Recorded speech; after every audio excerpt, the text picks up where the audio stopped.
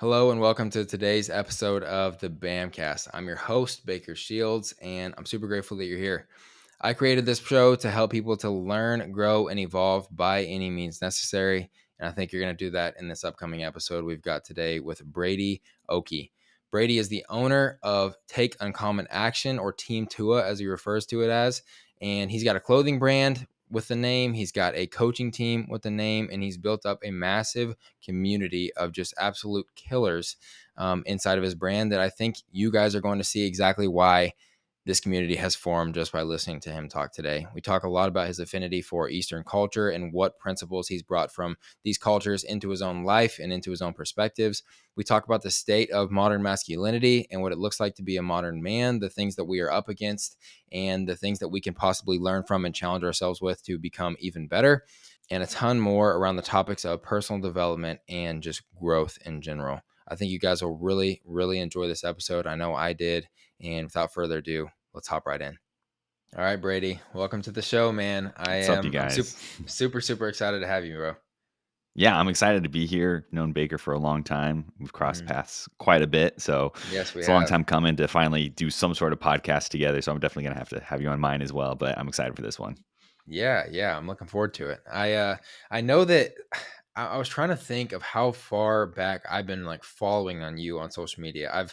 I know that we met in person at, I believe it was the 2021 October Summer Shredding, I believe, because it Either, was back before yeah, they had Alpha Land, so it was like, hmm or no, maybe Alpha Land had just kind of launched, or I don't know, but I remember being at the Stafford Center in yeah, Houston, and you walked by, and I was like, I know that guy, and then I was like, wait, is that this dude that I've been following? And I like searched your Instagram up real quick, and I was like, that is him. And so like I went over and was like, hey Brady, you don't know me, but this is my brand, and we kind of connected initially over Eubora.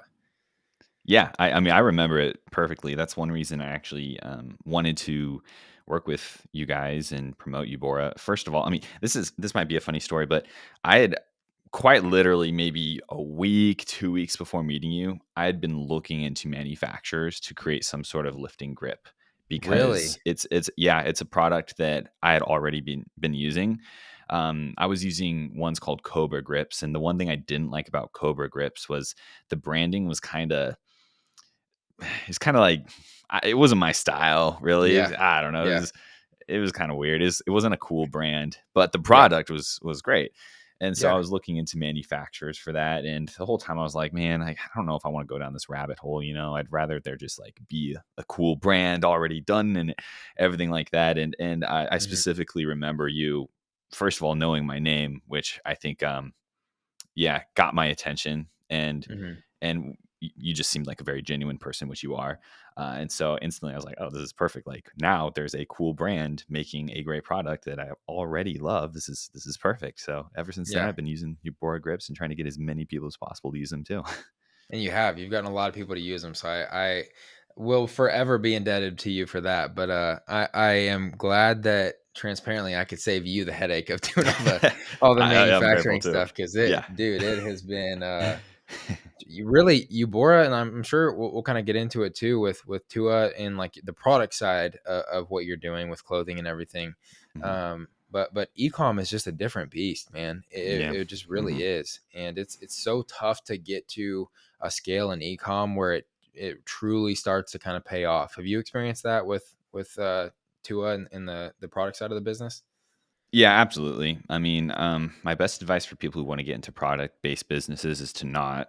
But Yeah, if yeah, they still really want to, then hey, just expect it to be kind of a nightmare. But you have a few options when it comes to like something like shirts. You could do some sort of blank that already exists. The margin is much smaller, but there's less headache essentially.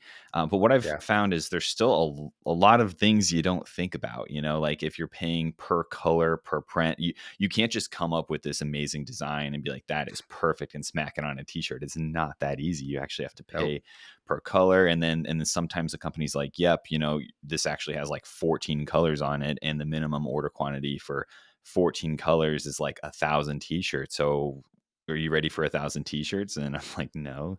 And so then you have to Yeah. scale back the design. And then even then I remember early issues I had is white, the color white is not one color when it comes to printing. With screen printing, it actually counts as two colors. So it actually literally ruined a few of my designs that I was unable to do. So you learn these little things, but You do. there's way more to it than people realize. That's for sure. And I'm Yeah. going the easiest route possible. No, there's so much to it. And what I tell people too is like every once in a while I have people come to me and ask like, how did you find your manufacturer? And like, I Yeah. want to do this brand or this t-shirt company or this whatever.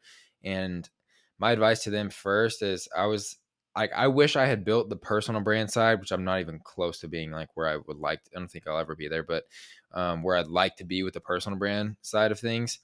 You see like the Christian Guzmans, the Buff Bunnies, Hmm. the Charlies, and like Charlie Cokers, and like all these people out there that have built massive followings first. Even Ruswell, right? Massive followings first, and then monetize their following, right? So you Hmm. you have an instant audience of people that are in love with you or the brand or the things that you kind of stand for that you can then push your product out to that. Versus, I know like where you came from, right? And you just recently hit 10,000 followers, which was awesome to see. But like where you started out, where I started out, we didn't have any audience at first, No. right? And we had seen all these people do those things, and I know from my perspective, I was like, well, if they can do it, I can do it. And I didn't really realize the flip side of all the groundwork that they had put in building and nurturing that audience first to be able to Hmm. launch to basically a sea of already ready to buy customers. Um, but it's a totally different beast than going the service based route. And I'm kind of the same way, man. I'm like, start with something service based and then use that to fund your product business at the end. If you, or Yeah. later on, if you still really want to, you can't get that idea out of your head. But dude, 100%. yeah, we're going to hop into all of those things. I want to kind of tell a bit about your story. I know we kind of just immediately jumped into talking about Tua, but Tua Yeah. didn't start just as Tua, right? Like you had Hmm. beforehand. I think this is when I even started following you because I remember specifically the Nova tank tops that you used to wear. Yeah.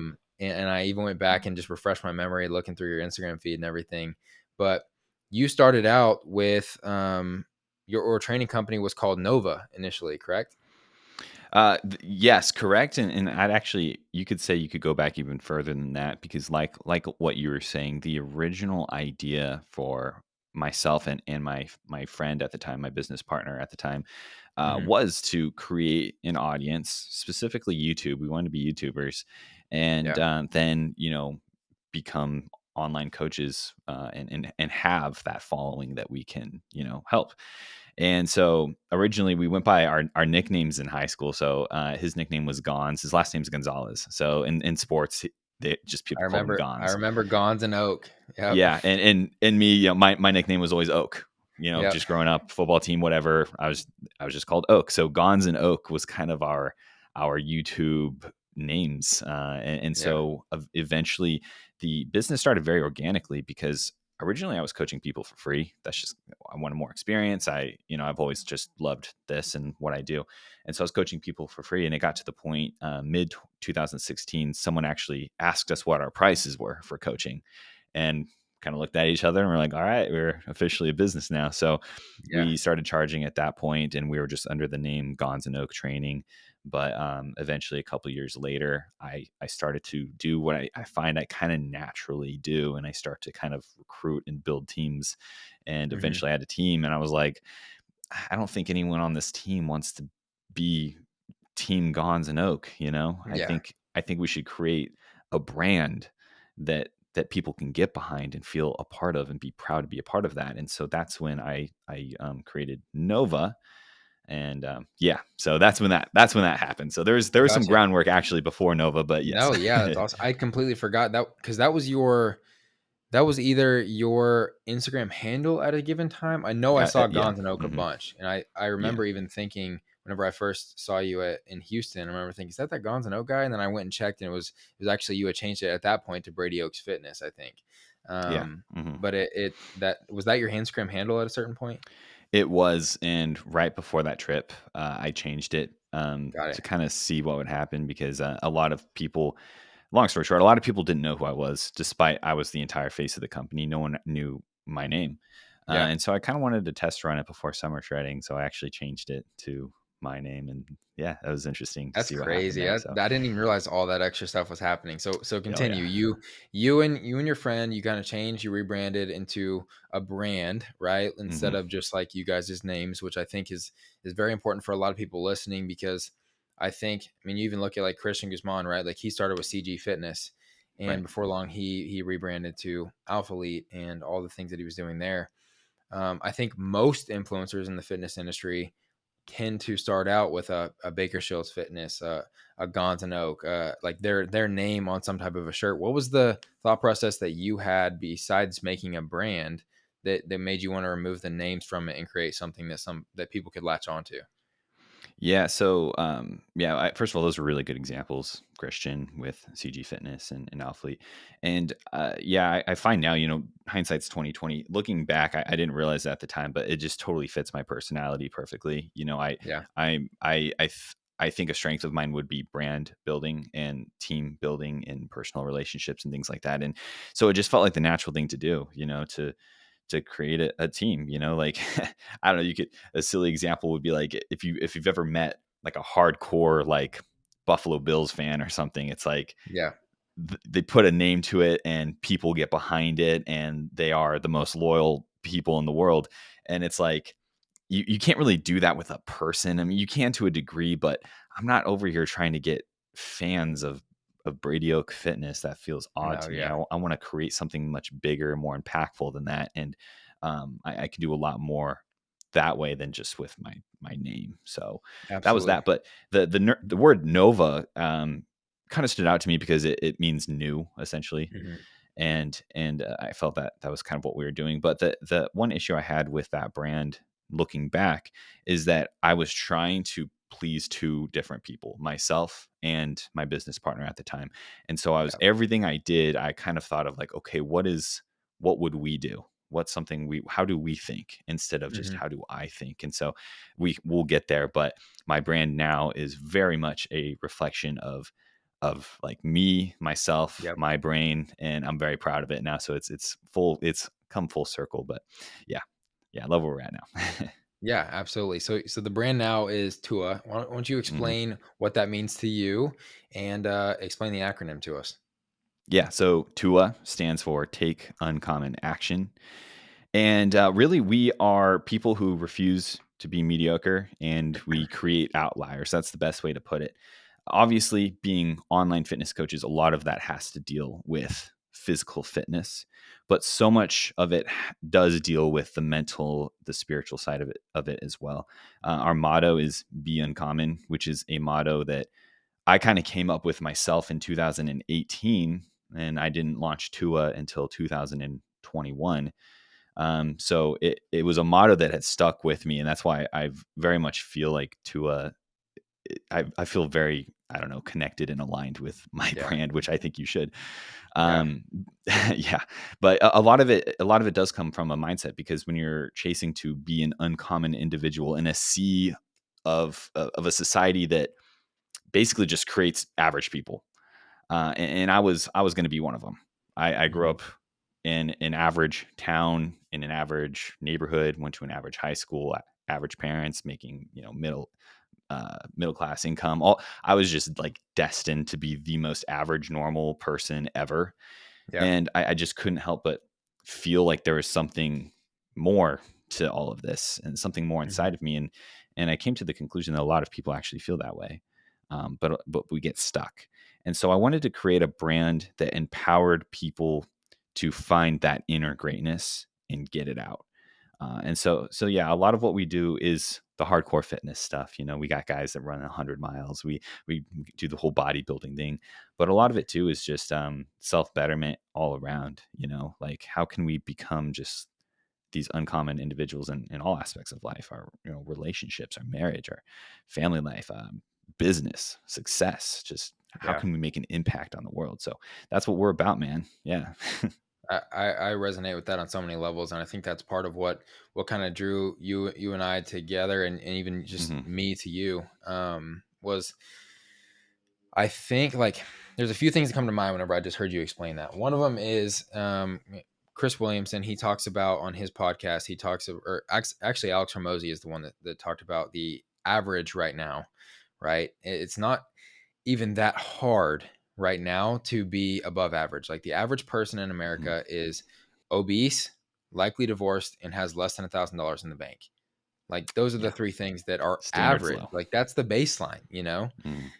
And if that's the baseline, like how many of us are technically above average? But it's like, if that's truly the baseline, that means that half of all people are below that, Mhm. right? And only half of all people are above that. And so it you can look at that two ways. You can be like, wow, like I can shoot so much higher than just like if that's the baseline, like I've my floor, right? Like a lot of bad stuff could happen to me to even just get me to that floor of average, right? So like I've got all this room up here to grow, but you could also look at it and you could say, if all I gotta do is be better than that, I could check two of those boxes and have $1,500 in the bank and be above average. Like Yeah.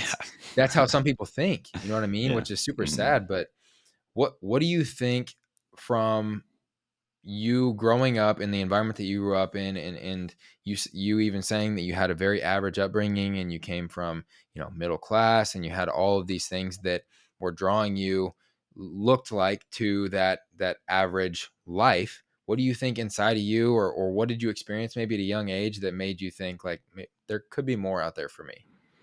Yeah, I ask myself that question a lot. I really do.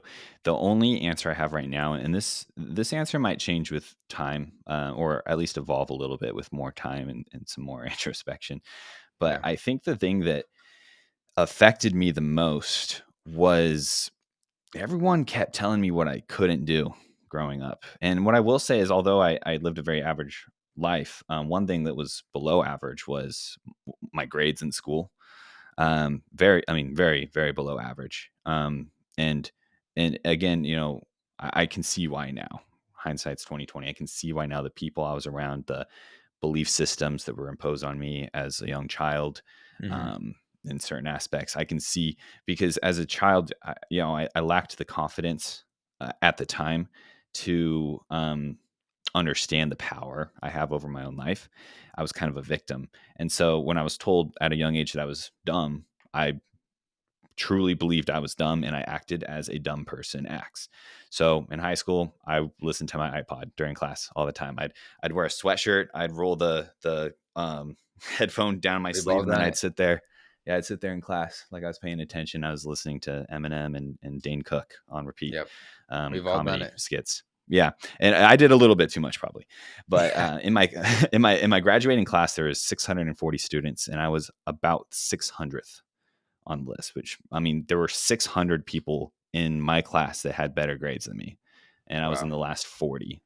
And now I laugh at that because, well, now I've gone through college. I graduated in a degree that's one of the hardest degrees to get at the college I went to, and I was with all these people that were like failing classes, and I was like doing well in the classes. So now I have the security to know that I'm smart. I can be when I need to be, but at the Mhm. time that's who I was. I was just this dumb kid that didn't have a future. And everyone told me I wasn't going to make the football team. Everyone told me I wasn't going to make the track team, whatever it was. It's just like everyone told me what I could and couldn't do. And I wasn't showing up for myself.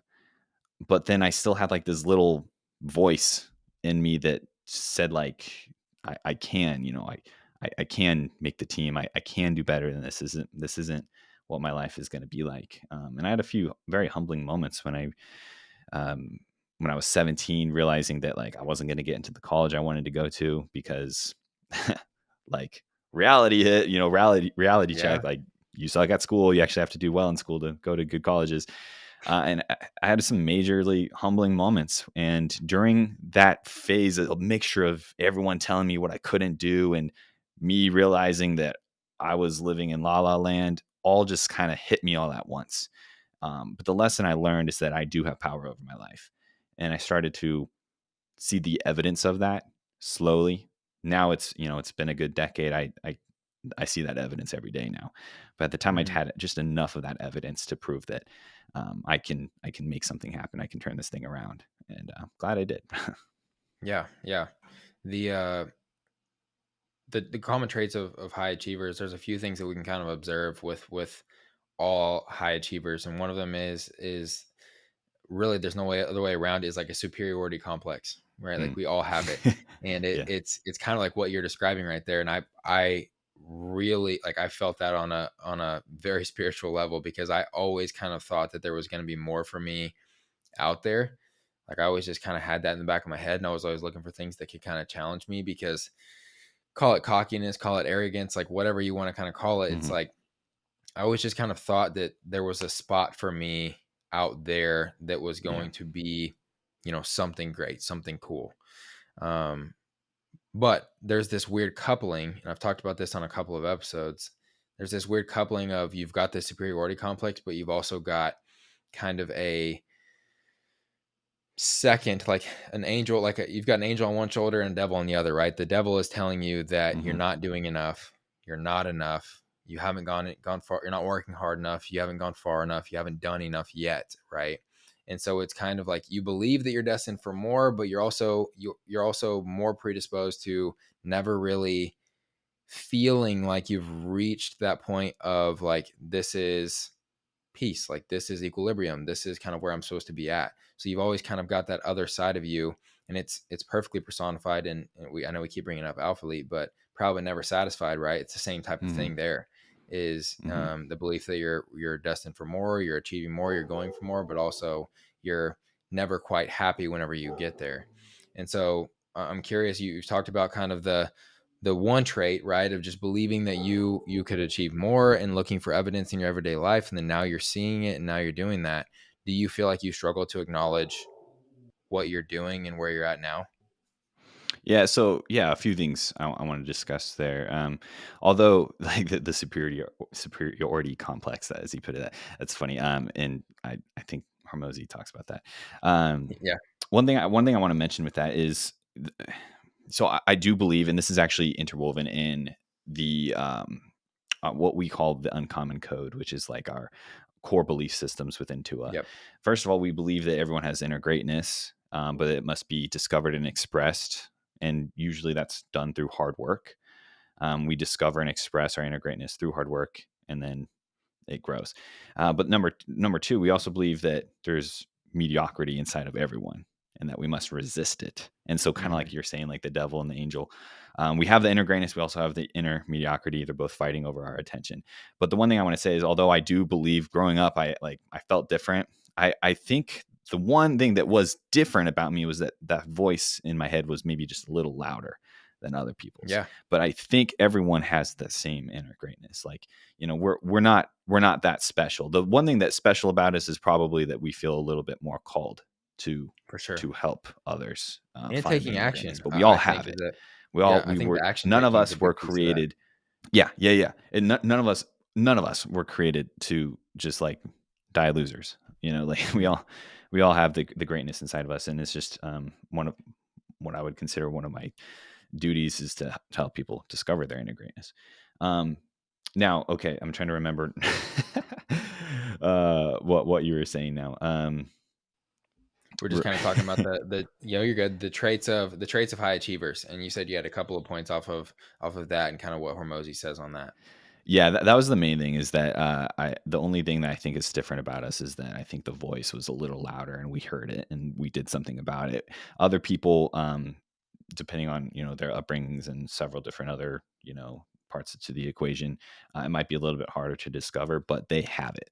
That's one thing I really want to point out, is that they absolutely have it. Yeah, I Um, I 100% believe that too. And I used to have a my Christian clothing company that I had like way back when in high school and college.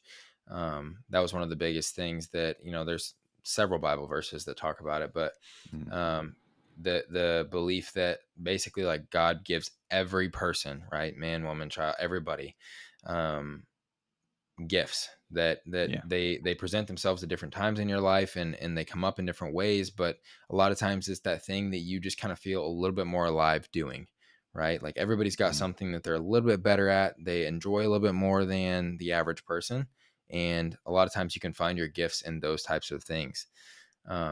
So with that being you guys' code, and what you talk about with resisting mediocrity and chasing that greatness that you've got inside of you, how do you go about resisting the mediocrity or the kind of devil on the other shoulder that is maybe telling you that you've got further to go. Don't celebrate this one, celebrate the next one. And you kind of always, you get on that hedonic treadmill of just always needing more, wanting more. Like, how do you Yeah. fight that portion? It's not necessarily the mediocrity side, but it's kind of like the never satisfied type of Yeah, mentality. it's easy to settle. And now, yeah, I'm remembering your original question regarding that. But yeah, so that's a tough one because I feel, especially recently, when you're going through your 20s, man, you probably relate. You start to ask yourself some tough questions, and you start to Yeah. reflect on things a lot. It's like your quarter life crisis.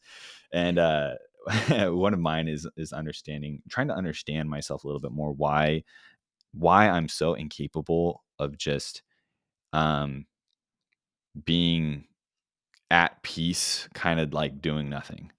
Yeah. And I don't have all the answers, but I've just accepted the fact that I find peace more so in the chaos and in always trying to progress for further. And I've kind of accepted that. I'm kind of okay with that now. Part of me has a little bit of jealousy for people who um, are just satisfied. Yeah, like they're just Wow. Yeah. satisfied. Yeah. It maybe it's nice. I don't know, but I've accepted the fact I'm not like that. I'm probably Hmm. never going to be like that. And so when it comes down to it, I just realized that for me at least, the equation of happiness. I think for everyone, the equation of happiness does deal with purpose and fulfillment and all these little things. All your needs need to be met. But I think in there with me, in the equation of happiness, is constantly striving for more, not because I feel I lack, but because I feel I haven't touched the potential yet that's there. Wow. And Yeah. that part kind of bothers me. I need to find out, that's, and I think a lot of high achievers can relate to that. I think the David Goggins of the world relate to that. That's why Yeah. they're constantly using physical means usually as a way to like they want to find the breaking point, and they're willing to go run 240 miles in the Moab desert to Yeah. hopefully find the breaking point because they just gotta know. Hmm. And I've had a few occasions like that, not that I've run 240 miles, but I've had Yeah. a few occasions like that where I become very curious to find out like what I really have. Maybe it goes back to the childhood of being told I was dumb and being told what I couldn't do. Maybe that has to do with it. But for Maybe. Yeah. whatever reason, there's something in me that just like I have to know. I gotta find that point. So we're here doing that. Wow. That's a beautiful reframing. Just changing up that thought process from, it's not that you're not happy with where you have, or not that you're coming from a place of lack. It's coming from almost a place of abundance, of you're not done because you just have more that you can achieve. There is more room that you Hmm. posit from a positive, like optimistic perspective, like you can go and chase. And I think I've always wrestled with that. I think I've always wrestled with the never being satisfied mindset, because it seems in my own life, I know that I see it quite a bit, where I'll get to a goal that I've always said that, I want to hit, Would make you I'll get happy. there. And like right Mm, before I get there, it's like, I kind of realize that it's attainable. And then I'm like, well, what if I pushed it to here? mm, And then I get to that goal and I cross that threshold that I just said that would change my life if I hit that, or I just said that this is like where I can kind of relax and chill and celebrate for a second. I cross that threshold and I don't acknowledge it, right? Because then it's like, once it becomes possible to you, it almost becomes like your new baseline. And then now you're looking it for, does. what's that next level you can unlock. So that Yeah. I really, really like that reframing. Yeah, you do have to find balance because I'm not over here as hardcore as I want to be and I strive to be and as successful as I want to be because I got some crazy goals. Yeah, I'm not over here saying that like you gotta pull all nighters every night for and work sure. For 100 sure. hours a week. And I am someone that does believe in balance because at the end of the day, what are we doing this for? We do everything we do for happiness. Hmm. And so I do believe in balance. I actually have a chain. I'm not wearing it right now, but I wear the yin and yang symbol a lot. And Yeah. I like Eastern thought a lot, like philosophies that came out of the East. And I've noticed that I about wear you. it. Yeah, yeah. I wear that a lot. To some, it might even seem cheesy or something, but it's a reminder to be balanced and that there is push and pull in all things. And so, although I'm someone that might not ever find complacency or find peace in the nothing. Although I will always push to remind myself that there needs to be balance in all things. So be happy where you're at, but chase down the bigger thing, because there's we have a higher purpose here that we must fulfill. I believe that wholeheartedly. I've got a quote. I know I mentioned to you before we kind of press record here that I like to throw in some quotes. This is the first one I want you Yeah, to kind of consider, and I think cool. it weaves in perfectly with what we're talking about. So I don't know if you remember this, but it was, I mean, it's kind of a maybe not the best name to mention now, but at the time I thought this was like the best quote ever. But it was probably, I don't know, 6 or 7 years ago. Um, they had just won, the Texans had just won a playoff game, and Deshaun Watson had this just unbelievable quote after a game in his post game interview where he said, they were like, what enabled you to go out and perform like you just performed? And he literally, he just said, somebody's got to be great. Why not me? What? Mm. Tell me whenever you hear that quote, what comes to your mind? First thing that comes to my mind is the lottery. Hmm. This might sound silly, but this is how I think. Like, if you were to ask me, like, do you think you could ever win the lottery? The chance is 0.00 whatever percent, Yeah. and I'm like, yeah, I think I could win the lottery, because someone has to win every single Yep. time. Someone wins, so why couldn't I win? And not that I spent all my money on lottery tickets, but Yeah. that's I mean, that's just how I my brain works. That's how what I believe is, like, yeah, someone's got to be great. Someone's gonna be great. And it kind of goes back because we all have inner greatness inside of us. So to say that, like, oh, it can never be me, well, it's like the people that you look up to, that you basically idolize and worship, and you're like, man, how are they like that? They have the same thing inside of them that you have, Yeah. So that's a great quote. I like that one. Yeah, I like it a lot too. Obviously, Deshaun Watson's got a lot of other stuff that has gone on with him since then. But at the time, I wrote it down in my quotes, little note immediately because I was like, "This is a fantastic quote." Yeah. Um, but let's keep going kind of through your story. I know a big part Mm, of your story, and she's been interwoven since the very beginning, is your wife, Maddie. Tell us about how mm. kind of like you guys met, which I believe was in college, maybe. It was in college, yeah. I won't bore you with the story, but we met at a party. Nothing happened. Year later, Yep. met at another party, and that one was actually kind of special how that one happened. But Hmm. anyway, so the thing with Maddie is, when we started dating, we were very adventurous together. We were always doing something. We went to college in Idaho near the Tetons, which is just beautiful mountain range. I mean, we're like an hour and a half max from Yellowstone National Park. Wow. Teton National Park was there. Hopefully, you can't hear my dogs barking like crazy. But yeah, we were just always going out doing photo shoots, all this stuff. She had like a little fitness account on Instagram. I had a little Yeah. fitness account on Instagram, and the thing that really brought us together was just like our visions that we had um, matched so perfectly. And I was always ambitious, but I think I was kind of finding my voice a little bit. Yeah. And she really believed in me. I think that's the one thing I really want to point out, because it's like, I've had other girlfriends, and you tell them your goals and dreams, and they're like, yeah, you can do that. I guess there's a difference though when someone not only like believes in you, but like almost would be willing to bet on you Yeah. everything. And I Yeah. felt like Maddie, like, really believed in me. It was gonna happen. It wasn't. She wasn't messing around. She wasn't joking around. She fully believed that I was going to be able to accomplish this big dream that I talked about for years. So I mean, yeah, we dated, we got married, and when we graduated college, because we actually got married before we graduated, didn't want to wait. Um, Yeah. she actually got a full time job so that she could support us, and I stayed at Wow. home and messed around on my laptop and tried to build a company. And yeah, and then she does the same thing. She has her own company. Her company started to pop off first.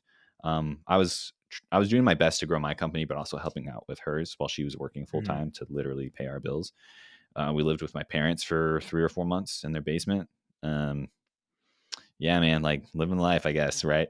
Yeah. But eventually, like, her believing in me and betting on me and being willing to be our supporter for a while allowed everything else to happen to where we have it now. So we talk about that a lot because I'm very grateful for her because I don't think a lot of people would do that.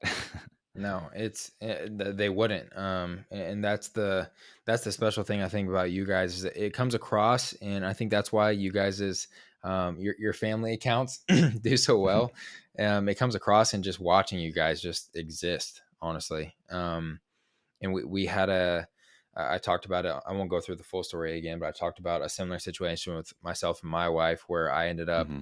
a couple of years ago now in a situation where it was like I kind of was at this crossroads between one opportunity that I'd like really pursued and like put, all my eggs in this basket, and which you actually you probably do remember the revived gummies. Yep. Remember that? Hmm. Okay. So that kind of, we'll just say, opportunity was ending. The people that I was working with in that, and all this work that I put in and everything, it was just kind of like, like, hey, here, this is ending in X amount of days. And so I had like virtually no time, and that was at the beginning of me starting my training company, and Ubora was in its infancy as well, and it was kind of this crossroads where I was just very lost. I was very stressed. I was really anxious, and Kinsey and I, my wife, were just dating at the time, and I had just moved to Texas just to be closer to her. And she kind of sat me down, and she gave me a similar thing where she was like, hey, if you no matter what you want to do in this stage, like if you want to go pursue this, or if you want to go pursue this, or if you do want to get a job, or like whatever you want to do, like I'll make sure you're taken care of because I know you're going to make it. Like and she always calls me, I'm her investment because it's going to pay off one day. Right. Facts. Yeah. And yeah, and she's starting to get a little bit of some interest paid back to her. Right. But Yeah. she kind of told me the same thing, and thankfully she never had to do it, but I had no idea that Maddie had kind of supported you guys. And I can't, I mean, I don't think most people can understand the level of, as an entrepreneur, like that's all you ever hope for, is you hope it never comes to that, but you also hope for the person that you're signing up for this whole life thing with understands the risks involved with what you plan to do and what you're going to do, and also would be willing to do something like that. And so Yeah. whenever she did it, was that kind of like solidified for you? Like, okay, this is the one She's for the one. me. Yeah, yeah, Yeah, because yeah, like so at the time I was still with Nova and my yep, business partner at that time. And uh, yeah, there wasn't that much evidence that it was gonna work out yet. yeah, There really wasn't. And we were keeping all the money in the business. So we had very little money coming in anyway. First of all, I want to be clear about that. hmm, But the money that was coming in, we were keeping in the business. We weren't splitting. And man, we were just doing some crazy stuff. But for her to marry a guy, and I graduated when I was 23. I was 23 years old when I graduated, and to just marry a guy and be like, hey, so we're graduating now, like we're gonna live in my parents' basement in Nebraska, and hmm, you're gonna work a 9 to 5, and I'm yeah, gonna sit on my laptop. Um, Blows my mind, but she did it. She did it, and it was funny because originally we're talking about like a couple of years, but I didn't take that opportunity for granted. That's for sure. And so hmm, behind the scenes, um, we made it work, and she actually quit her job after about 4 months. It was wow, still quite risky at that point, but something that I'm really grateful for. I have a buddy of mine that I went to high school with. Long story short, we weren't actually friends in high school, really. We just knew who each other were. And then somehow we got connected, 4 years later in college. But he was very successful. He is very successful. Dude makes a lot of money, and he's awesome. hmm, And we were out to brunch with them. At this time, Maddie's working her job. I'm messing around on my computer or whatever. yep, yep, And we left the brunch. And somehow, I don't even know how, but he like just convinced Maddie to quit her job. And it just made no sense on paper. Like, okay, I don't know where the money's going to come from, how we're going to move out of my parents' house, but let's do it. So she quit 4 months in. But then something amazing happened because I'm such a believer in just manifestation and make calculated risks. But when you believe in yourself so strongly and you're all in on yourself, you're going to make it happen. So she quit 4 months in, and all within about a month's period, she got a really part-time job, like 2 hours a day, 5 days a week as hmm, a group fitness instructor, making like $100 a day, which is pretty baller for for a job like that. Yeah, that is. And yeah, it was sick. And I was working 5 to 10 hours max, just personal training, like people in person, Yeah. making like $25 an hour. And just somehow it all like happened all at one time where we're like, oh, whoa, we do have enough money to go get an apartment. So we got an apartment by January. This is 1 year before Tua launched, and we just somehow made it happen. And then Maddie's company started to pick up some pace at that point. So she started making, $1,000, $2,000 here and there, and whatever, it just kind of added up. We're like, we're good now. Like we can do this. So it Mhm. was crazy. But that whole 2 year commitment to working lasted 4 months for her, which was awesome. Wow. Yeah, that's insane. So with with that brings me down so many rabbit holes I want to go down just talking about that story. But one of the notes that I wrote down because I saw this in the comments of one of your YouTube videos was you're going back and forth with a kind of a hater on you had posted basically what you make in a month as an online fitness coach. Oh Right. And man, you had done kind yeah, of, yeah, you had done kind of a YouTube video on that. And I thought it was a yeah, cool idea and everything. And then I was looking at the comments to see what people were saying, and majority of mhm, them were all positive. And then one guy kind of goes back and forth, and it's very evident that he's never been an entrepreneur because, no, what a business makes and then what the entrepreneur actually makes are two very different things typically. Um, hmm but talk about when you, I guess, decided to go all in on your thing and somebody else, right, your wife is planning to go ahead and support you as a man, right? You're very strong on like men and men's hmm values and kind of like what it means to be a strong man. How did that make you feel? And let's talk kind of about the state of men today is kind of where I'm trying to pivot into. yeah. Love the topic. Ah, man, I think because I fully and 100% believed it was going to be a temporary situation, Yeah. that I wasn't going to let her be like that for long. No. Yeah. And I knew that, and she knew that I knew that, and she knew, and we all believe we're very much on the same page. So I get how nowadays maybe in a less firm marriage, less where the rules are not defined well enough, where the man is not masculine enough in his position, Hmm. I can see how that would be an issue. For sure. But because it wasn't like that, and the roles were clearly defined and the expectations were defined, we had zero issues whatsoever. That's Um, amazing. and and I can go deep here, man, because it was rough on Maddie, and not towards me. She was going through a really rough time during that period of time, and none of it was directed at me or our relationship or our decision. There was no regret. It's just that she was very unhappy, Hmm. and for me, seeing her that way, I'm just like, man, I'm gonna get her out of this as soon as possible. Yeah. And hey, 4 months, 4 months. That's what it took. So That's yeah. incredible. So let's hmm talk about, I guess, talk about what, in your perspective, you think that the modern man, I guess, is lacking in terms of their traits and really just their framing today. hmm Well, yeah. So there's a lot against men right now. Yep, Not at all to create a victim mentality, but it's good to understand what we're up against. for Women, sure. their value is decided by them existing. Women Hmm. have value by literally existing, doing nothing. Yep. Men have zero value. At birth, no value whatsoever. We have to prove to everyone around us that we have value. And that's tough. But rather than crying about it, let's like do something about it. Yeah. Because again, we all have the same greatness inside of us. We all do.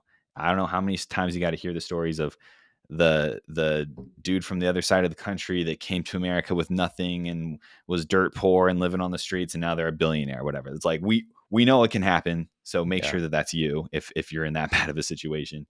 But inside the family, I think what's happening. There's a lot that's happening, to be honest.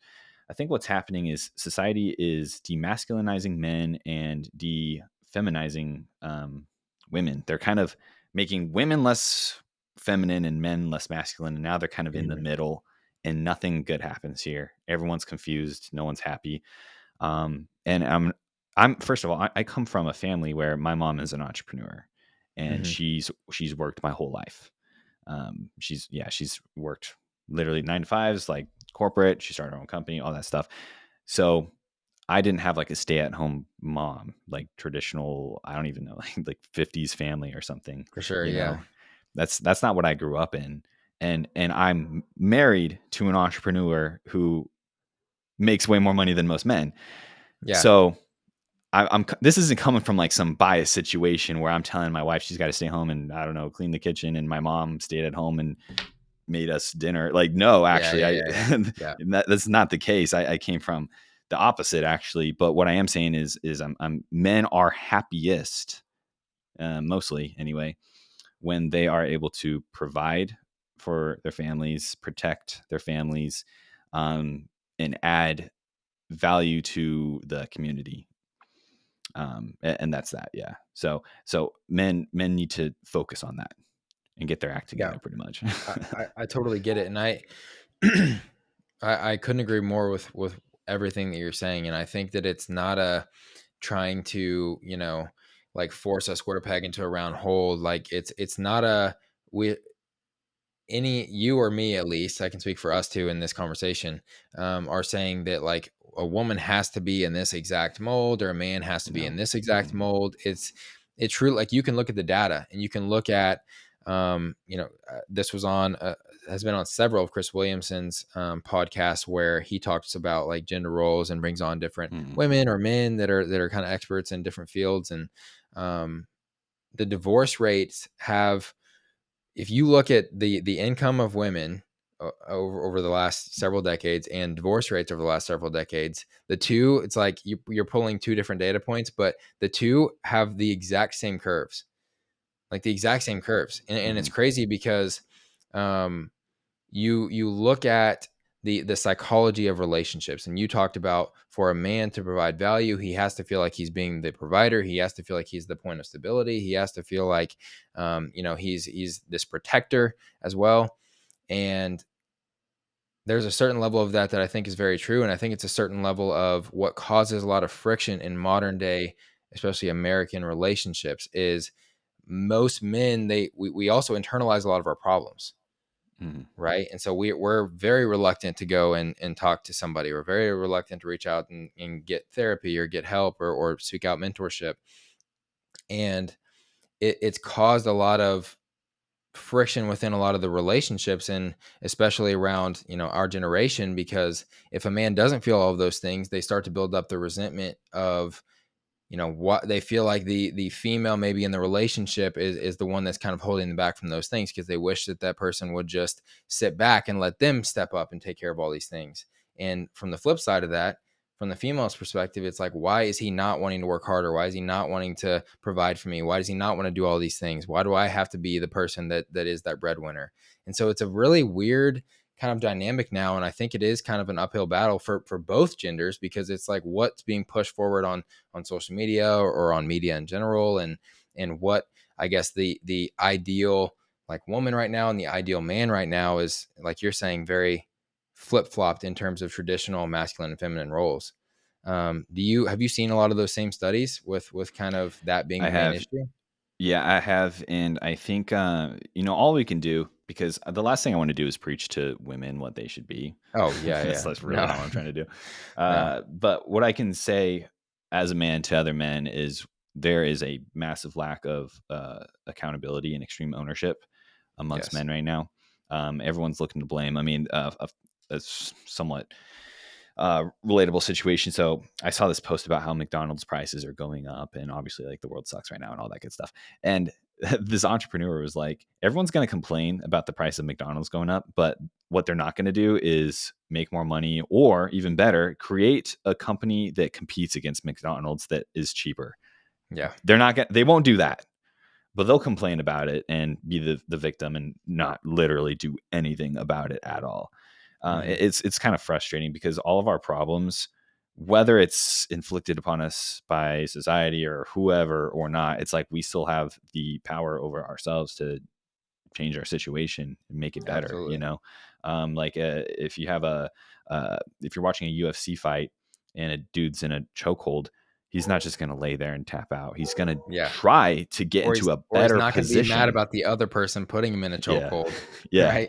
Yeah, literally. He's gonna try to get in a better position. And Yeah. so it's like if we can just help men do that, because again, it's like um and my dad figured this out. If we're gonna talk about money, so my dad he just quit recently, had a seemingly good job. He's a morning news anchor Wow. for I did not 25 know that. years.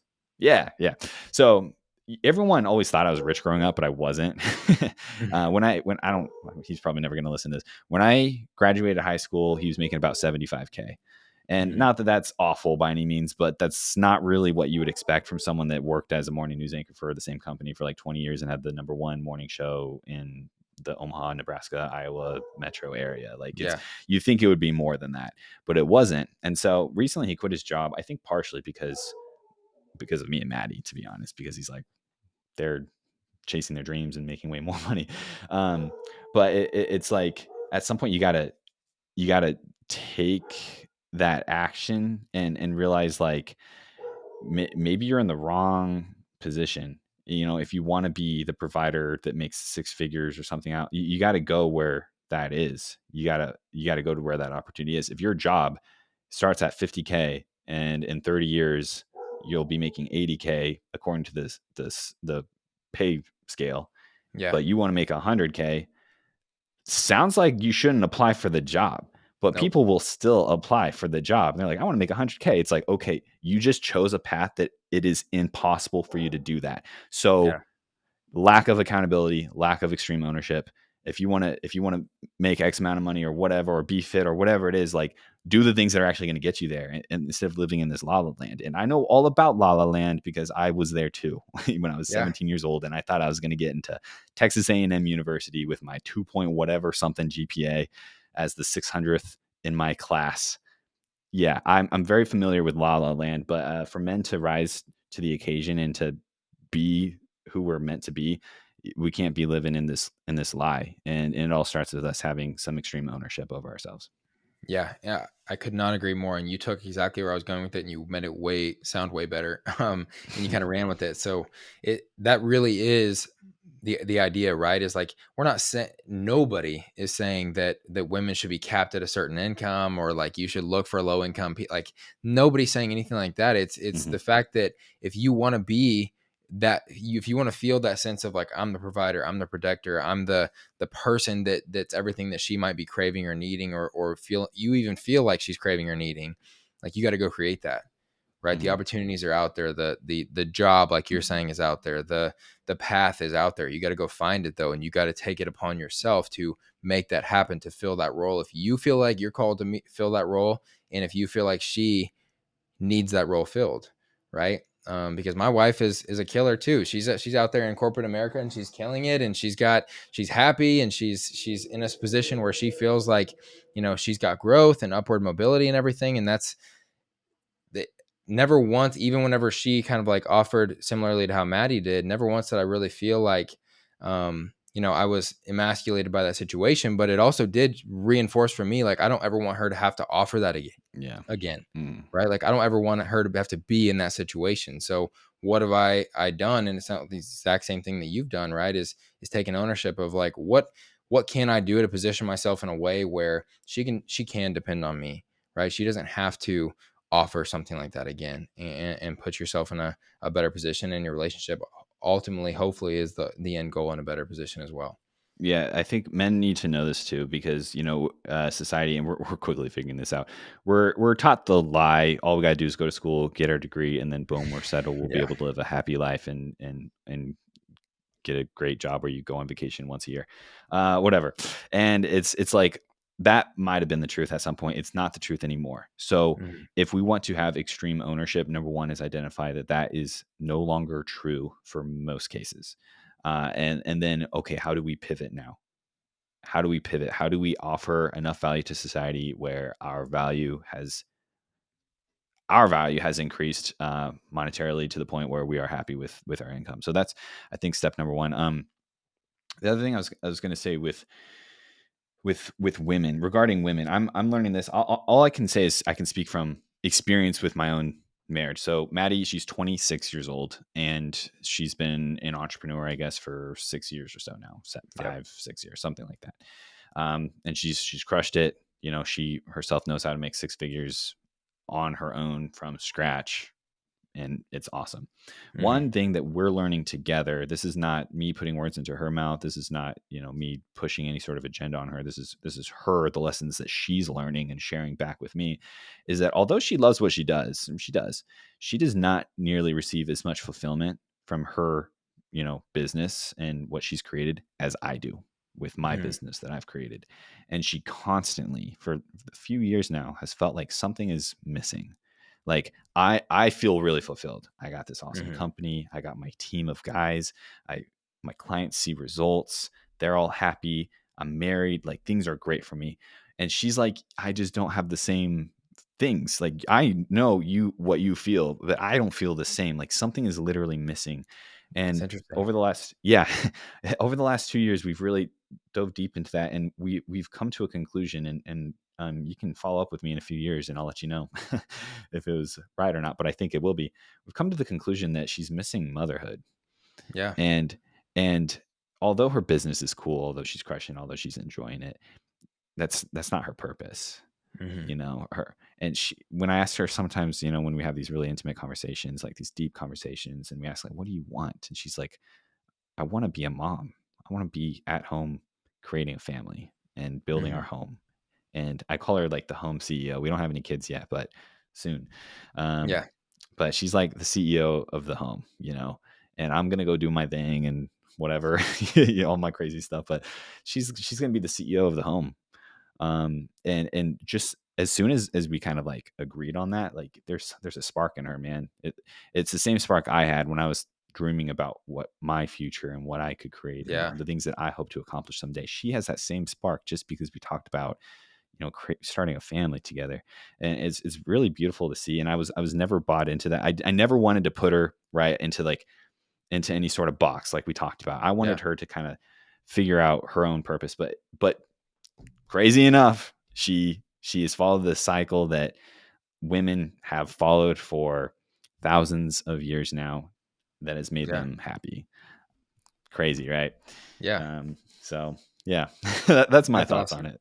That's amazing. And the fact that you guys are even having those it's so funny to me. It's you have friends and stuff that go through marital problems or relationship problems and things like that. People really underestimate the concept of just a monthly or weekly or quarterly, whatever you want to schedule, just a checkup No, with yeah, your yeah. significant other. We get so caught up in just the BS of just day-to-day life and how busy we are and like how much we have going on.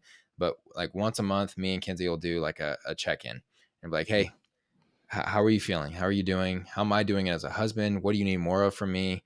And she asked me the same questions. And sometimes it gets a little bit of friction if if it ends up going into a deeper conversation. But it's like the goal of a marriage is not to never fight ever. Like if you're not Mm, fighting, mm. there's probably a huge issue or something's bubbling up, right? But the power of just a monthly checkup I think is so underrated. And it sounds like you guys, with you setting up these intimate conversations, it sounds like you guys kind of have that down, and it's so important, right? Because you don't know if somebody their goals have changed. You don't know if something has shifted within them, because we're not static beings, right? Like we're ever Mhm. evolving, ever changing. So that's so cool to hear. And do you guys have any type of timeline on making her a mother? I guess we'll see, right? Sometime Okay, in the next 9 months to 3 years, probably. gotcha, gotcha. But no, just to add to that, though, I mean, when people talk about like relationships failing due to bad communication, like they're not talking about like they didn't come home from work and just they didn't Say discuss hi. the day or whatever. It's like Yeah. it's the deeper stuff to make sure that you're still aligned together, especially as a younger couple. Because I was 23 when I got married. Maddie was 20. I was pretty young, Mhm. and you're still developing. You develop a lot in your 20s, a ton. And so to Yeah. make sure that we're still on the same page and we still want the same things, I think that's super super important. And luckily we do. And perhaps maybe that's luck, maybe that's the fact that we actually talk and have good communication. But Yeah. when we dreamed of our lives together, it was not us spending the last 2 hours of the day together after a long day of work and doing and living our own separate lives for 10 hours of the day. It was very much like we want to be together, so Yeah. we've I take this pretty seriously, but like we decide what we want our lives to look like, and then we act accordingly. I Mhm. wish people would do that more, because they Absolutely. don't. They're like, I No, they hate where don't. I live. And it's like, okay, move. And they're like, oh no, I wouldn't do that. And it's like, okay, well then stop complaining. Like, Yeah. I hate my job. Okay, quit. Oh no. Oh, okay. Yeah. Like, I hate that I'm fat. Lose weight. No, they won't do that either. It's like, No, okay, man. Well, but those types of people, you eventually realize that it's just a constant circle of just, well, I can't do this. Well, I can't do this. Well, I can't do this. And it's like, well, if you telling me you want all these things, like you'll figure out a way to do one of them, yeah. Um, Hmm. and it'll either get to a point where the pain of staying the same finally outweighs the pain of the perceived pain of changing, or you'll remain miserable and it'll never Yeah. quite be hurt enough. And you just kind of stay in that same cycle. There's only two solutions. Number one is exactly what you said, where you reach the pain point, and then do something about it. Number two is, like we've talked about throughout this call, is discovering the inner greatness. Because when you Mhm. do, and you realize how much of a disservice you've been doing to yourself by not exploring that part of you, that's enough to usually get people going too. So that's the two Absolutely. ways, man. But yeah, something's got to happen. You got to be triggered either in a positive Yeah. way or in a negative way. You got to, and I hope that we can trigger enough people. Yeah. Hopefully so. Yeah. I saw you post the other day on the fear of looking inward, and so I kind of want to relate that back to what we've been talking about with men in general. And I want you to kind of expand upon that thought that you put on your Instagram the other day. Yeah. So, I mean, that one goes deep, but the part of that I would want to touch on the most is a lot of people don't look inward or ask themselves hard questions because they're afraid of finding the truth. It is so easy to self deceive. People do it all the time. Yeah, I mean, they create a lie of who they are, and then they live their life, and whatever happens. But very rarely do they ask themselves, like, okay, am I actually this person that I think I am, or like, do I actually do this, or is they don't explore their weaknesses at all. And so what happens is you become stagnant, and we never really like progress or get better. And there's I guess a few examples I could use here. Number one, back to the story I've already told, 17 years old, living in a delusion. It happened in one day. It was one day where it all hit me, and I realized, like, okay, I do not put any effort. The reason my grades suck isn't because I was, born dumb and yeah, I'm destined to get D's and C's in classes. It's because I don't do anything. I haven't done homework in months. I listen to Eminem, right? Um, that was a hard conversation I had to have with myself, because the truth hurts. Um, and realizing all the other areas of my life at that point that I was just like wanting to ignore, pretend that they didn't exist. But there's also kind of like a beautiful side to it too. We kind of talked about this too, like the David Goggins, who they're curious, they have an intrigue into like what they're truly capable of. Um, and so, I mean, a few examples. I mean, there's tons of examples, whether it be preps or for shows or whatever it is. But whenever you're doing like a hard thing that sucks, you really find out a lot about yourself. And when you reach the wall and you're forced in the moment to like look at yourself, essentially, yeah, as if there's a mirror, you have to look at yourself and be like, okay, my options are to quit. My options are to continue to self deceive and pretend like I'm hitting my macros when really I'm cheating every day, or when I'm doing my cardio when really I'm stopping 15 minutes short every day, or little things like that. Or option three is to find out what happens if you keep going. And hmm and so I've had those examples, or opportunities in my life, and I'm glad to say I've chosen number three, to find out, just find out, because I'm so curious. And it's taken me pretty far. But what happens when you choose number three, the one where you keep going and ignore the ones where you quit or lie to yourself?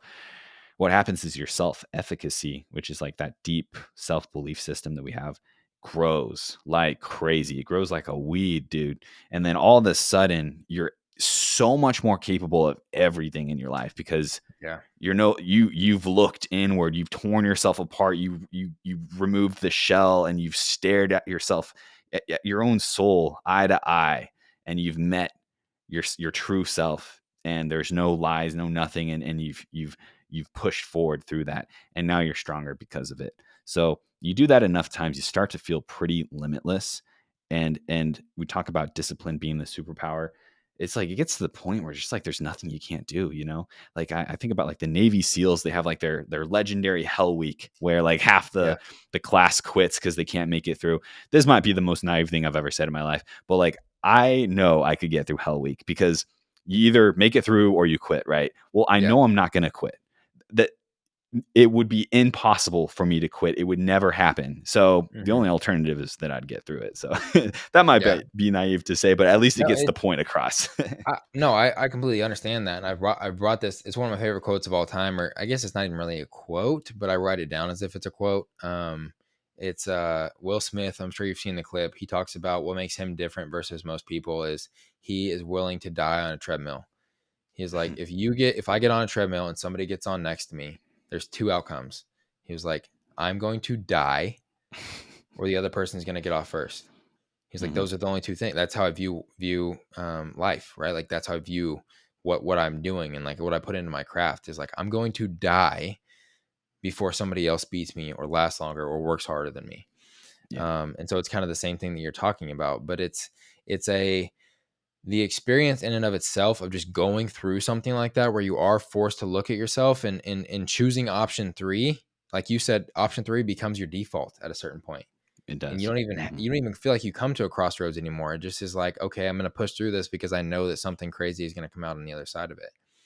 Mhm. I know you've talked about too. This is a really like hot topic right now with Gary Brecka and all that he's doing with like long extended fasts and everything. You talked about recently. I saw a post from you about basically all that you can learn about yourself by starving yourself. Yeah, yeah. Um, yeah, because I've reached that treadmill point on Yeah. my last prep, and I have a few goals for this prep that I'm starting here soon. Goal number one is not be hospitalized for having a stroke in my eye like last prep. So that's Yep. goal number one. Yep. It's a Goal good number goal. two is to yeah. Goal number two is to not have to push as hard, and not that I'm not willing to push because I am, but for whatever reason, and you can talk. My coach is Cliff Wilson. He's a great coach. He's Mhm. created like 150 plus natural pros and bodybuilding and some IFBB pros and whatever. He's a great coach. And out of his 12, 13 years of coaching, in his own words, he has never had to push a male athlete as hard as he pushed me to get shredded. For whatever reason, my body just was not having it. So the Wow. lowest my calories got, I was at 1,300 calories. I was at 90 minutes of moderate intensity state cardio every day Mhm. for uh, about 2 weeks, but kind of like a month because I did another show and I had to push again. But so essentially, I had 40 grams of carbs every day. And in the morning, I would run for 45 minutes. And then in the evening, I'd do the Stairmaster for 45 minutes. And my body was just rejecting it. But it got to this beautiful moment where I reached the point, I reached the wall. I decided I wasn't going to quit or cheat. And so you just accept your fate. And this is just going to Mhm. happen. This is going to be my life for the next couple of weeks. And it got to the point, and I really do mean this. It sounds almost over dramatic, but I really mean it. Like he could have told me straight up, "Hey, we're just gonna not eat anymore. Like we're gonna put you at 0 calories now." After Mhm. 5 months of cutting, he could have just said like, "No more calories at all." But you still got to do Yep. your cardio, and I would have just been like, "All right." You reach that acceptance where you do anything, you die on the treadmill. But it's a beautiful thing when you reach that. It's enlightening. It's almost like a state of nirvana where you realize you are in the ultimate control over your mind.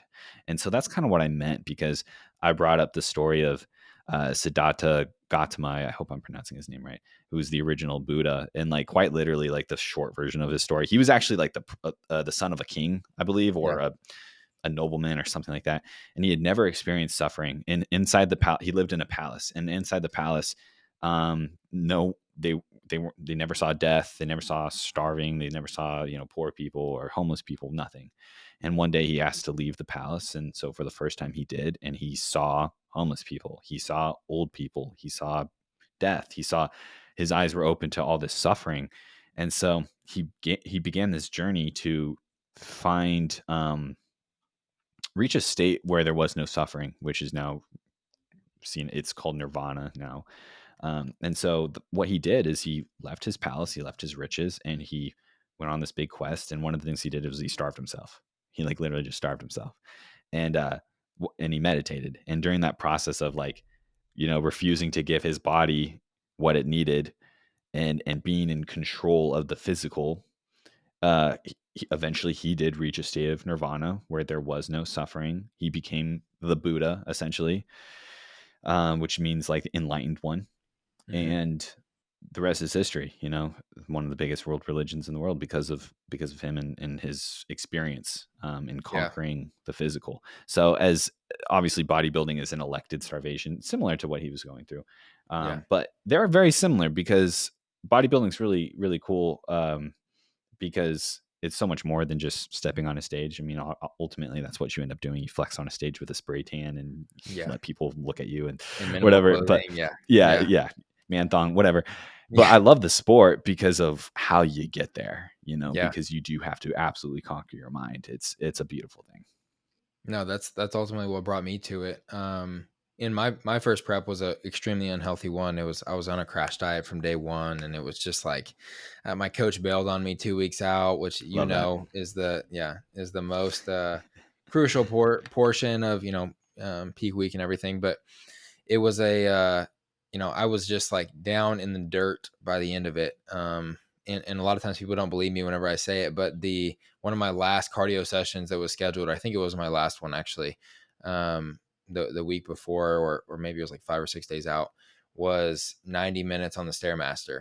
And at this Love point, it. it's painful to even walk into the gym, right? Like I've got to have hype up music just to get me to be willing to get out of my car. There's so little fat on my butt that it's painful to sit down in the seats on the Yeah. machines. And I literally on the Stairmaster that day, I during my 90-minute cardio session, like I fell asleep and then like woke back up. I think like 15 minutes had gone by. I woke back up on the Stairmaster still. Like, and it was just it. I don't even Wow. know like if it was technically like I fainted or like what the technical definition would be, but it happened to me on the Stairmaster during my last cardio session, and I just like was still going. And then it also happened to me like a couple nights later. I was like taking a shower and I had like done a big drop and was preparing for a big drop for my clothing company, and had been packing orders. And it was like 3 or 4 a.m. and it was really stupid to do that during peak week. But um, I was taking a shower like super late at night and I fell asleep then, or like fainted or whatever you want to call it. And I woke up on the floor of my shower and the water had gone cold. So it was just like cold water hitting me when I woke up. And like, this is, but it's also like, it's really unhealthy. What I had put myself through, but it also kind of reinforces another Hormozy quote, but like you have to have a stack of unrefutable, like undeniable proof of like Mm, you are who you say you are. mhm, Right. And so like that process, I fell in love with it as well from my perspective was like, I didn't know anybody else, like actually know anybody else at that time in bodybuilding that was putting themselves or subjecting themselves to the type of hard shit that I was putting myself through. So it was mhm. like I was building all of this, what I found out later and what I believe now is like confidence and just like keeping the promises that I was making myself, saying I was going to step on stage, saying I was going to get lean, say I was going to, do all the work that was necessary and leave no doubts in my mind that I had left anything on the table. And it does force you to understand that equation of hard work and consistency over time equaling results, but also doing the hard things makes everything else in life seem a lot easier. And it also puts you into a state of confidence because the things that you're projecting out into the world are things that you've truly backed up and things that you've truly put yourself through the ringer to become. Yeah, it's the limited life that we're Mhm. chasing, and or the unlimited life, limitless life. A couple things that I want to bring up is you do got to pay your dues though. So, for instance, we're talking about like the treadmill story again, which is really Mhm. great. People love hearing those stories to the point where they get a dopamine hit when they turn on that motivational YouTube video and they hear that Yeah. quote and they're just like, I feel great. I'm going to go run 10 miles now. And what it stops people though. It actually stops people because it's dramatic, it's glamorous, it's romanticized. That's what they want, but they haven't Yeah. paid their dues yet. And so they Nope. try to have an experience like that when they're literally not ready at all. That's a level 10 thing. They're on level 1 still. And Yeah. so they fail, and they stay stuck. And so a lot of people need to focus more on developing the habits. Start with the level 1 stuff and then work your way up, and eventually you'll pay your dues enough where you can have those moments where you build up your self-efficacy. But what happens, people try to go too fast, and they actually damage their self-efficacy and get stuck. And so the next time they start a diet, they know they're not following the diet because they've done Mhm. 10 other diets and they failed every single one of them. But when I Yeah. do a diet, I know I'm going to succeed because I've done, a handful of them, and I've succeeded on every single one I've done. So I know nothing Yeah. else. I don't know failure when it comes to that. But one thing that actually really changed my perspective was something my coach said. And at this point, let's see, it's like 2021 when I started to work with him. I was going into my prep, and I remember he decided to take me on, which I was really excited about. And I remember telling him, like, I'm going to be the best client you have. I never go over my macros. I stick to my diet perfectly. I've never skimped on cardio. Like, I'm going to follow the plan perfectly. And I'm like, build this whole thing up, because at the time my circle of friends and athletes and stuff I worked with, they struggled with those things. It was like, I had to go through this big motivational period to try to get them to stick to their macros and stick to the plan and blah, blah, blah. So at the time, I thought I was something special because of that. And I remember telling him that I'm going to be your best athlete ever. And his reply was like, oh, cool. Well, to be honest, that's just kind of what I expect from everyone. Huh. But yeah, thanks. And I was like, man. Wow. Yeah. And I realized, like, I thought, I was something really special because I was doing the bare minimum expected. That's nothing special at all. And Yeah. that changed my life right there. I was like, man, okay, time to Yeah. That set the bar a little higher. for sure. Yeah. And you could take that into your own business and do the same thing. That's Yeah. that's that's a crazy mentality. I love it. Yeah. Um, okay. Lastly, you talked about you and Maddie, you kind of talk about and you guys get on the same page of the lives that you want to create, and then you work on, how can we get there? Mhm. I've told you this before. I've told Maddie this before. You guys are literally like you guys are me and Kenzie's goals when it comes to structuring like travel and new experiences into just like your existence. What drew you guys, I guess, to other than going to college and meeting in such a beautiful place like the Tetons? What drew you guys to crafting so much travel into your ideal lifestyles? Yeah, so I was definitely like the big push for that, and Maddie loves it too. But I'm obsessed with the world, with different cultures. I feel like my purpose here on Earth is to serve humanity in some sort of way. So, Hmm. what better than to start with understanding humanity on a deeper level and experiencing different cultures and all of that. Wow. Yeah. So that's definitely a big part of it. That's why I'm learning Chinese. Like, I have a Chinese tutor I know, yeah, because I always see you post your studies, in your progress on it. tough language, man. But yeah, I mean, there's like over 1 billion Chinese speakers in the world, and I want to be able to open up that door. Mhm, So I just love the world, but that's definitely part of it. But I feel like, again, just the theme, one of the themes we're talking about here is how much power we have over our lives. And so many people say, oh, I want to travel the world. And how many of them actually do? And mhm, I hate being like that. Like, if I say I'm going to do something, I'm going to do it. I'm definitely going to make it happen. So that was the goal from the beginning. I mean, my obsession with travel, seeing the world, and being the type of people that um, are the action takers and do what we say we're going to do. A mixture of that got us to start, seeing the world more, traveling more, and creating the dream life that we want. And yeah, we're going to keep at it. So it's amazing, man. Well, you guys definitely inspire us, and I know you inspire a lot of other people as well. Um, Really, the last question that I have for you, man, is what are you, Brady Oakey, not Oaks, to get hmm, that clear for everybody, Brady Oakey, what are you going to accomplish by any means necessary? hmm, hmm. Yeah, it's a lot of things. Long term. So, okay, long term, because there's a lot of short term things I'm going to do, but Yeah. long term has actually nothing to do with fitness at all, and kind of more what we were just talking about. But right now, my goal with serving humanity is, if I can help people physically, I can help them build their self efficacy, help them, believe in themselves more, help grow their inner greatness. That's gonna that's gonna help them for the rest of their lives. That's how Yeah. I view serving humanity right now.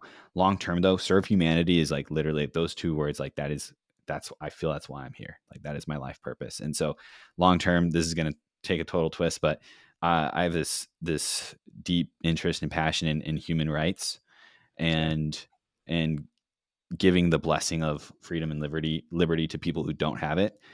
So long term, after I've created my companies and built an influence and have some sort of voice, and I've helped people and they're fitter and they're richer and they're happier and living the good lives, I am going to, by any means necessary, create some sort of nonprofit organization that is fully focused on helping people in the world who do not have the same rights, freedoms, and liberties that we have. And I'm going to Wow. do my part in helping them get that so that they can even have conversations like this. And so they can dream big, so they can find their inner greatness, find out what they're capable of, all of the above, all of that. I'm going to help as many people as possible get there. That's amazing, man. I was not expecting that at all, so I'm so glad you Yeah. shared that. That's a super super cool one, and it's very unique compared to a lot of the ones that I've gotten so far. So I've no doubts that you'll do it. Everything that you set your mind to, man, you seem to manifest and accomplish it, and it's due to just the mentality that you show up with. And I'm sure everyone that's listening up to this point can see why you have been so successful, why you're marriage has been so successful, why Maddie's been so successful. Hopefully, I can have her on here soon as well, and I'm hoping I can maybe even have both you guys on That'll be fun. for another episode because I think that'd be awesome to just pick both of your brains. But Yeah, this we has can get your been wife to have a little round table or something. yeah, that'd be awesome. But this has been an absolute blast, man. Hopefully, you had fun as well, and I'm gonna have to Absolutely, have you man. on here again soon. Yeah, anytime, man. I appreciate it. I've always looked up to you for everything that you're doing and the good that you put in the world. It's very clear. I mean, I like I said at the beginning, how genuine of a person you are, but truly, even after knowing you for a few years now, yeah, you're a genuine guy. And you, one thing I really respect about you is how a lot of people try to do stuff and then they quit or whatever, and Mhm. I don't hear from them anymore. But like, nah, you're still at it. You're making it happen. Here we are, and it's just gonna get better for us. So I Yes, sir. appreciate everything that you're doing, man. Likewise, man. Likewise. Thank you, Brady. Yeah. All right. If you made it this far, thank you so much for watching or listening to the entire show. I hope you guys enjoyed my conversation with Brady as much as I did. Even after and before the actual record button was pressed, we continued to kind of go on and converse and just catch up. And so I know he'll be on again here soon. If you got something out of the show, make sure that you share it. That's the only way that it's going to grow. So even if it's just a timestamp or an excerpt that you really felt was impactful, make sure that you share that with a friend so that more people can continue to get introduced to the Bamcast and we can continue to grow the show. There's a ton of exciting plans and guests that are slated for the next coming weeks and months. So if you don't want to miss those, make sure that you subscribe if you're watching this on YouTube or follow the show if you're listening on any type of audio platform. If you want to support Brady's business, look into his coaching, look into getting some apparel. I'll make sure that his links are down below as well to his Instagram and his YouTube channel. And if you want to support any of my businesses on a deeper level or get involved with the brands behind the show, you can find that in the description as well. It's always going to be linked there. Thank you guys so much for being a part of this journey with me. Hopefully, you're getting as much out of it as I am, and I'll see you in the next one.